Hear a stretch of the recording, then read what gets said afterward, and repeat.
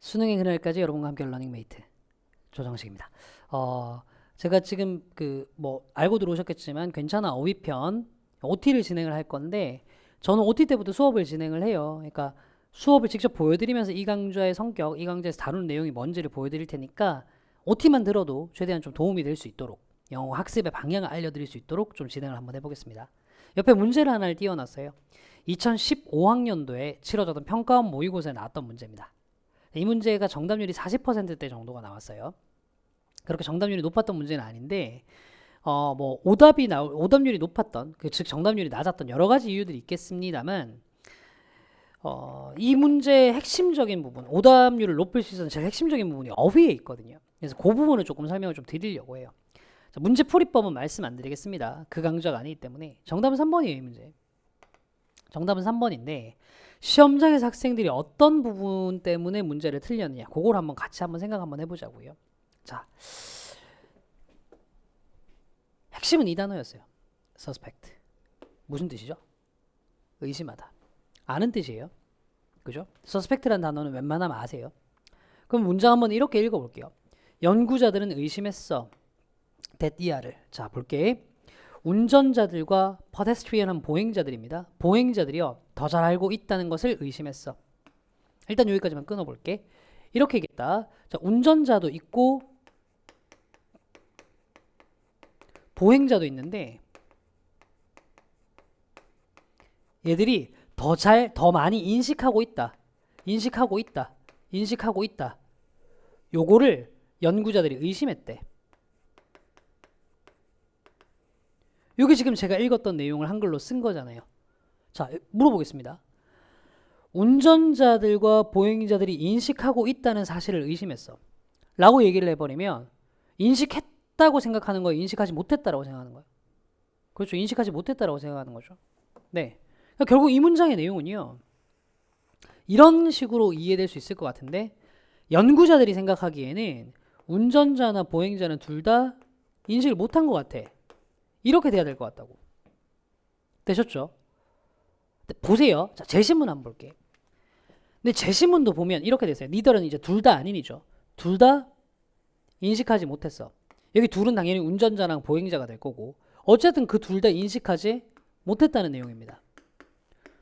선생님, 여기도 인식하지 못했다는 내용, 여기도 인식하지 못했다는 내용인데 왜 벗으로 연결돼요? 아니, 같은 말이잖아. 여기도 인식하지 못한 것 같아. 여기도 인식하지 못한 것 같아. 같은 말인데 이걸 왜 벗으로 연결하냐고. 그래서 학생들이요, 이 문제의 정답을 3번으로 못 찍어낸 거예요.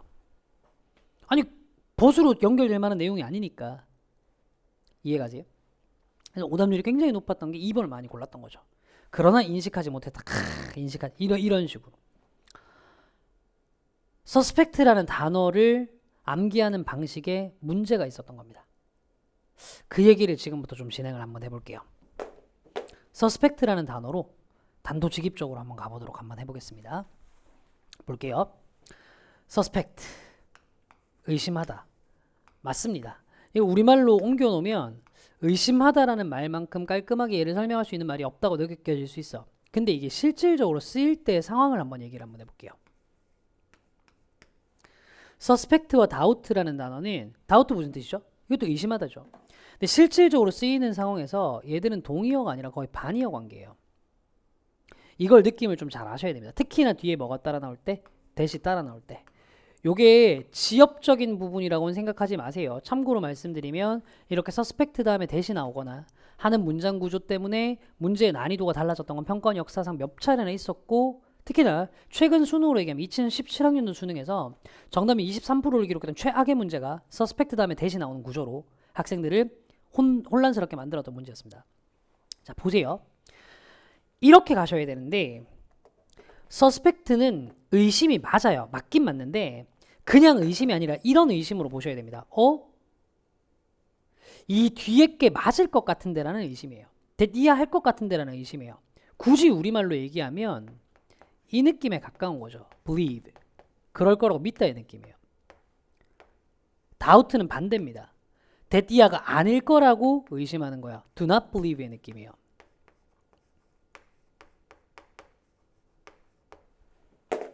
이게 무슨 말인가요? 보세요. 예문을 적어 드릴게요. 앞에 he를 넣고 둘 다 과거형으로 한번 해볼까요? 둘 다 과거형으로 해볼게요. 이렇게요.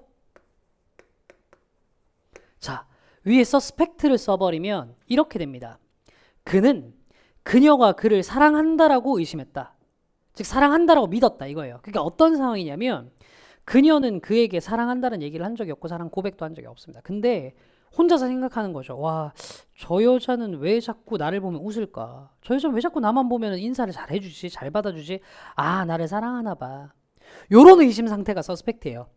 이하를 믿어버린 거죠. 혼자서. 근거는 없지만. 이해가셨어? 다우트는 반대입니다.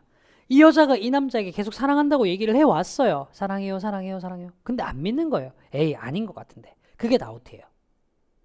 이제 구분 가세요. 결론. 앞으로 여러분들은 문장을 볼 때 서스펙트 뒤에 대시 나오면요. 믿다라고 이해해 주셔야 됩니다. 그럼 문장이 내용이 달라질 거예요. 2번 문장 다시 볼게요. 연구자들은 믿어요. 운전자들과 보행자들 둘 다 알고 있다라고 믿어요. 아, 의심한 게 아니라 인식하고 있다라고 믿고 있는 거예요. 그러니까 결국 이 문장의 의미는요. 이들이 인식했다라는 의미입니다. 근데 제시문은 보면 인식하지 못했다는 내용이니까 벗으로 연결되기 매우 좋죠. 그래서 정답이 3번이었던 거예요. 보세요. 내용적인 걸 다 파악을 해놨는데 단어 하나 때문에 문제를 틀리는 경우. 이걸 방지하는 게 일단은 이 강좌의 1차적인 목표예요. 네, 빔이 꺼진 상태로 이제 계속 갈 텐데 이제는 자, 그러면 이제 조금 더 정리를 한번 해봅시다. 그럼 우리는 영어 단어를 이제 어떻게 좀 공부를 해야 되느냐 막 혼란스러워지기 시작하죠. 내가 이런 식으로 단어 뜻을 잘못 알고 있는 게 한두 개가 아닐 텐데 자, 이제 거기에 대한 얘기들을 조금 얘기 한번 해볼게. 다시 저 얘기로 좀 갈 겁니다. 이런 단어 한번 보실래요? general. 이건 무슨 뜻이죠? 일반적인. 네.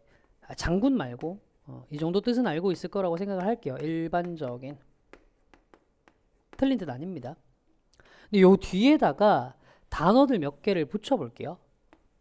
hospital. 병원이죠. cleaning. 청소죠. anesthesia. 마취죠. 조금 어려운 단어입니다. 마취란 뜻이에요. 이런 단어 한번 넣어볼게. 해석 한번 해보실래요? 일반적인 병원, 일반적인 청소, 일반적인 마취. 이런 말 쓰는 사람 없지 않나요? 이거 좀 되게 웃기죠? 갑자기 왜 이 얘기를 던졌느냐? 이게 이제 여러분들이 앞으로 해야 될 어휘의 학습법과 관련된 내용, 그리고 우리가 이 수업에서 배워야 될 내용과 관련한 거기 때문입니다. 제가 상황을 잠깐 바꿔서 옆에 얘기를 한번 해볼게요. 보세요. 이런 상황 한번 생각해 봅시다. 우리말을 배우고 있는 외국인이 한국어 검증 능력 시험을 준비를 하고 있어요. 우리말을 배우고 있는 외국인이 한국어 검증 능력 시험을 준비하고 있습니다. 이 외국인이 영어를 사용하는 국가 출신인데 공부를 하다가 모르는 단어가 나오면 뭐 단어장이 없으면 이제 사전 같은 걸 보겠죠. 근데 이 친구가 이제 공부를 하다가 붙다라는 단어, 우리말에 붙다라는 단어를 사전에 찾아봤다라고 칩시다. 요거를 한영사전, 즉 한글을 영어로 옮겨놓은 사전을 보면 뜻이 이렇게 나와 있어요. 1번 뜻, 스틱. 그리고 옆에 예문이 붙어 있습니다. 너 머리에 껌이 붙었어. 괜찮죠? 2번 뜻, 패스. 그리고 또 예문이 적혀 있습니다. 그녀는 시험에 붙었다. 됐죠? 괜찮아요. 여기까지는. 3번 뜻, take side. 어떤 편을 취하다 편을 들다는데 이게 무슨 뜻이 갑자기? 예문이 적혀 있습니다. 그는 마침내 상대편에 붙어버렸다. 붙어 맞잖아. 4번째, 이게 제일 황당해요. live with. 함께 살다? 예문, 너 그 나이를 먹도록 엄마한테 붙어 산다며? 붙자 맞죠? 근데 봐봐. 이거를 있잖아요. 예문을 중심으로 여러분들 훌륭한 우리말의 네이티브 스피커잖아요. 우리말을 그냥 자체로 파악하고 있는 학생의 입장에서 한번 생각 한번 해봅시다. 머리에 껌 붙었어. 시험에 붙었어. 상대편에 붙어버렸어. 엄마한테 붙어 살아. 물론 단어의 의미가 조금씩은 다르지만 기본적으로 붙다라는 단어가 가지고 있는 그 의미, 이미지 자체 변하는 거 있나요? 없죠. 전부 다 비슷비슷하죠. 머리에 껌 붙으나 엄마한테 붙어 사나. 그치? 근데 봐봐. 다시 미국인의 눈으로 이 단어들을 보세요. stick, pass, take side, live with. 이거 같은 단어들인가요? 전혀 상관없는 단어 아니에요? stick 달라붙다와 함께 살다가 이게 어떻게 같은 단어예요? 그러니까 있잖아. 이렇게 한국어 검증 능력 시험을 준비하는 학생들은 이런 선택을 할 수밖에 없는 겁니다. 야, 단어를 이거 뭐 어디까지 외워야 돼? 4개 다는 못 외우겠고 여기까지 외우자. 1번 때만 확실하게 외우자. 이게 일반적인 선택이죠. 조금 더 똘똘하거나 조금 더 성실한 학생은 혹시 모르니까 요뜻 정도까지는 외워놓을까? 이 정도. 이게 일반적인 반응이라고요. 이거 어디서 많이 보던 얘기 같죠? 여러분들이 영어 단어 학습할 때 그렇잖아요. 사전이나 영단어장 보면 단어도 되게 많아요. 다 안 외웁니다. 뭐 외우죠? 주로 1번 때 혹은 2번 때까지. 이렇게 가신다고. 근데 이게 왜 문제인지를 지금부터 보여드릴게요. 봐. 한국어 검증 능력 시험을 갔어요. 이 사람이. 문제가 나옵니다. 다음 밑줄 친 곳 빈칸에 들어가기에 알맞은 말을 고르시오. 간에 빈칸 쓸개에 빈칸한다. 간에 붙었다 쓸개에 붙었다. 붙다 들어가야 된단 말이야. 근데 그때 붙다 무슨 뜻이에요? 머리에 껌, 시험 붓, 상대편에 붓. 요 뜻이죠. 이 뜻이 시험 문제로 나온단 말이야. 그러면 이제 이 소리를 하는 거죠. 선생님, 단어 뜻 도대체 어디까지 외워야 돼요? 3번 뜻도 외워야 돼요. 여러분들 영어 공부할 때 딱 그거잖아요. 나는 분명히 1, 2번 뜻만 외웠어. 근데 시험 문제 보니까 저 뒤에는 7번 뜻, 8번 뜻이 나오는 거야. 어떻게 해야 돼? 그 영어를 이제 계속해서 버리고 포기하고 할 수밖에 없는 거죠. 다시 한번 생각을 해봅시다. 뭘로요? 우리만의 네이티브 스피커의 입장으로요. 이거 굳이 이렇게 다 뜻을 구별해서 외울 필요가 없는 단어였죠. 붙다라는 단어가 가지고 있는 본질적인 이미지 하나 잘 익혀놓으면 해결이 다 가능한 겁니다. 됐죠? 제가 이 강좌에서 말씀드리는 게 그거예요. 됐죠? 참고로 여기는 제너럴 이거는 제가 생각해낸 사례가 아니라 제가 이제 지금 절판된 한 통번역가, 동시 통번역가님이 쓰신 책에서 해피는 행복한이 아니다라는 책에서 보고 너무 감명을 받아서 그대로 가지고 온 사례입니다. 자, 보세요. 제너럴 얘기를 보겠습니다. 이 단어를 제너럴이라는 단어 우리말로 번역하면 일반적인이 맞는데 그리고 되게 많은 뜻들이 사전에 적혀 있는데 이거를 실제 원어민들은 이 단어를 어떤 이미지로 보는지를 봅시다. 마치 붙다라는 단어를 한국말을 원어로 사용하는 우리가 하나의 이미지로 보는 것처럼 쟤네를 어떤 이미지로 원어민들이 보시냐면요. 이런 이미지로 봐요. Not limited to one. 하나에만 국한되지 않은 거예요. 그게 제너럴이에요. 그러니까 일반적인이란 말이 틀렸다는 게 아니라 그냥 하나에만 국한되지 않으니 하나에만 국한되지 않은. 자, 그럼 한번 생각해 볼까요? 병원은 병원인데요. 한 군데의 진료 과목에만 국한되지 않은 병원이에요. 4글자로 대답해 보실래요? 무슨 병원이에요? 종합병원이죠. 청소는 청소인데요. 한 군데만 청소할 게 아니에요. 3글자로 대답해 보실래요? 무슨 청소예요? 대청소죠. 어네스테이지아, 마취를 하긴 할 건데요. 한 군데만 마취하지 않을 거예요. 4글자로 대답해 볼래요? 무슨 마취죠? 전신 마취죠. 보세요. 단어 이미지 익히면 이렇게 가는 거라고. 그러니까 이게요. 제너럴, 일반적인, 2번 종합적인, 3번 대대적인, 4번 전신의 이렇게 외울 게 아니라 하나의 이미지로 전체를 쭉 다 묶어서 가버리셔야 된다는 겁니다. 왜? 영어도 언어니까요. 우리말과 똑같이 단어 자체가 가지는 이미지는 똑같이 확장되니까요. 무슨 말인지 아시겠죠? 그게 제가 이 수업에서 말씀드리고자 하는 첫 번째입니다. 그래서 이 수업은요. 첫 번째로 뭘 할 거냐면 1세트에서 이미지로 단어를 익히는 연습을 할 겁니다. 여기서 얘기하는 이미지라는 게 뭐 정말로 이제 물론 그림도 있습니다만 그림으로 외워라 뭐 이게 포인트가 아니고요. 단어가 가지고 있는 핵심적인 뜻이 있잖아. 이걸 가지고 확장해가는 연습을 하게 될 거라고. 왜? 원래 어학이라는 건 그렇게 공부하도록 되어 있는 거거든요. 무슨 말인지 아시겠지? 이제 그거부터 시작을 할 겁니다. 됐죠? 이게 세트 1에서 우리가 배울 거예요. 근데 여기서 좀 오해를 안 하셨으면 좋겠는 게 저는 수능에 등장하는 모든 영단어 혹은 여러분들이 앞으로 공부해야 될 모든 영단어를 이렇게 해야 된다고 생각하는 입장 아닙니다. 충분히 그냥 단어 뜻을 그냥 1대1로 외워야 될 건 외우셔야 돼요. 예컨대 이건 그냥 분필이에요. 분필의 이미지가 어디 있습니까? 그러나 지금까지 특히나 절평이 진행되고 난 다음에 영어가 이제 단순하게 기계적인 사고만을 요구하는 게 아니라 어학적인 것들도 좀 많이 요구가 되고 있는데 그 어학적인 센스로 요구되는 절평에 등장했던 단어들 중에 이미지 학습이 필요한 것들을 다 최대한 담아냈습니다. 됐죠? 그리고 그걸 그대로 확장해서 세트 2에서요. 그 이미지로 단어 익히는 걸 확장해서 여러분들이 단어 뜻에 대해서 가지고 있던 통념을 깨는 연습을 할 겁니다. 예컨대 우리가 봤던 서스펙트 같은 거죠. 맨날 의심하다라고만 보면 문제 풀이할 때 확 가버릴 수 있는 것들, 이런 것들을 정리하는 시간을 가질 거예요. 요것들을 이 책의 챕터 1 어휘 파트에서 다루게 될 겁니다. 됐죠? 그럼 이제 이 책은 요것만으로 끝이냐? 아니요. 챕터 2가 하나가 더 있어요. 자, 챕터 2는요. 전치사 파트입니다. 정확하게 문법적으로 얘기하면 전치사와 뭐 부사 정도가 될 텐데 제가 이렇게 용어를 구분하지는 않을게요. 우리가 이제 용어를 배우려고 하는 건 아니니까. 이게 뭐 하는 파트냐? 이런 거죠. 부제를 제가 이렇게 좀 적어 보겠습니다. 수거 없다. 수거는 없다. 이거요. 영어 공부를 하다 보면요. 많은 경우에 소위 얘기하는 이제 동사 뒤에 전치사 혹은 이제 부사라는 것들이 붙어가지고 생기는 수거들 때문에 생기는 곤란들이 있을 거예요. 예컨대 이런 거 알고 계시나요? bring up이라는 단어요. 뭐죠? 기르다, 양육하다 의 뜻이죠. 영어를 조금 할 줄 아는 학생들이 많이 대답을 해요. 그렇게. 틀린 뜻 아닙니다. 기르다, 양육하다. 근데 이런 경우 한번 가볼래요? She brought up the doctor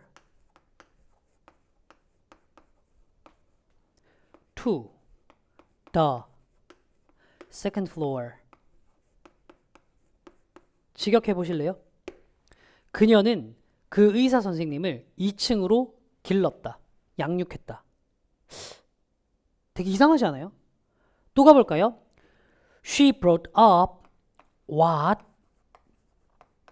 she had for lunch.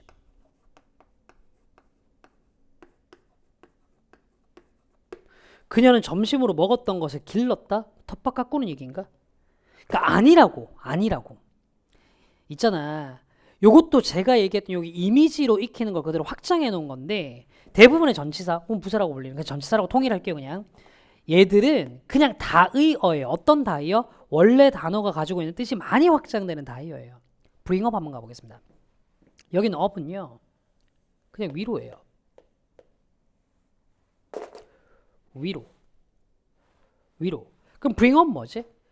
위로 가지고 가다. 근데 그게 정말 물리적으로 공간적으로 위로일 수도 있고요. 추상적으로 위로일 수도 있어요. 무슨 말인지 아시겠어? 그럼 봐봐. 이 문장 첫 번째 문장 가볼게요. 그녀가 의사 선생님을 위로 데려갔어죠. 모시고 갔어죠. 어디까지? 2층까지. 괜찮아요? 밑에 문장 한번 가보겠습니다. 그녀가요 what she had for lunch 점심으로 먹었던 걸 위로 가지고 왔어. 봐봐. 내가 점심으로 먹은 거 입속에서 어디까지 갔죠? 위장, 뱃속까지 들어갔을 거예요. 근데 이걸 다시 위로 가지고 왔어. 뭐 한 겁니까? 토한 거죠. 점심 먹은 것을 개원했다라는 의미입니다. 그러니까 이거를 bring up을 기르다, 양육하다, 위로 데려가다, 개원해다 다 외워야 되나요? 아니죠. up이라는 단어에 제대로 된 이미지가 있으면 수거 없이 이렇게 확장될 수 있습니다. 그 연습을 이미지를 통해서 하겠습니다. 이제 이 수업이 다루고자 하는 게 뭔지 아시겠지? 다시 한번 말씀드리지만 간간히 질문들이 많이 올라오는데 이 수업은 절대로 수능의 전범위에 있는 단어들을 다루는 수업이 아닙니다. 아시겠죠? 챕터 1 뭐 다 해봐야 뭐 50개 정도, 50개가 채 안 되는 단어들. 챕터 2 전치사 부사 파트 해봐야 26개밖에 안 되는 단어들. 이 정도 다루는 게 다예요. 근데 이 안에서 우리가 다뤄야 될 내용은 이미지를 통해서 단어를 확장해야 되고 통념을 깨야 될 필수적인 단어들. 그것들은 다 익히자는 겁니다. 됐죠? 총 16개의 강좌로 진행이 될 거고요. 한 강에 제가 정말 특수한 경우를 제외하고는 30분을 넘지 않게 찍을 겁니다. 그래서 좀 가볍게 꼭 수능에서 갖춰야 할 이미지의 단어, 통념을 깨야 될 단어들 다 익힐 수 있는 강좌로 준비를 해놨어요. 됐죠? 자, 요 강좌는요, 별로 이렇게 수강 추천 대상 등급이 따로 있지 않습니다. 1등급도 9등급도 어느 정도는 다 얻어갈 게 있는 강좌입니다. 특히나 그 영어에서 간당간당한 점수 때 한 2, 3등급 정도 나오는 학생들이 있잖아요. 뭐 어떤 경우냐면 지문 내용 대충은 이해한 것 같은데 선지만 가면 단어 한두 개 때문에 틀린다라고 하시는 분들, 분명히 아는 단어인데도 그런 학생들에게 정말로 큰 도움이 될 만한 강좌일 거예요. 자, 명심하세요. 어학 공부의 시작은 어휘입니다. 그리고 수능 시험 영어의 마무리도 어휘입니다. 선지에서요, 한 문제가 헷갈릴 때 이 문제 정답을 찾을 수 있느냐 마느냐를 결정짓는 건 그래요. 이런 단어들을 얼마나 정확하게 해석하느냐, 이런 단어들을 얼마나 정확하게 해석하느냐, 이런 단어들을 얼마나 정확하게 해석하느냐예요. 그걸 이 강좌를 통해서 배우도록 할 겁니다. 됐죠? 자, 그럼 저는요, 본 수업에서 여러분들 만나 뵐 걸 기대하고 있겠습니다. 본 수업에서 뵙겠습니다. 지금까지 조정식이었습니다. 감사합니다.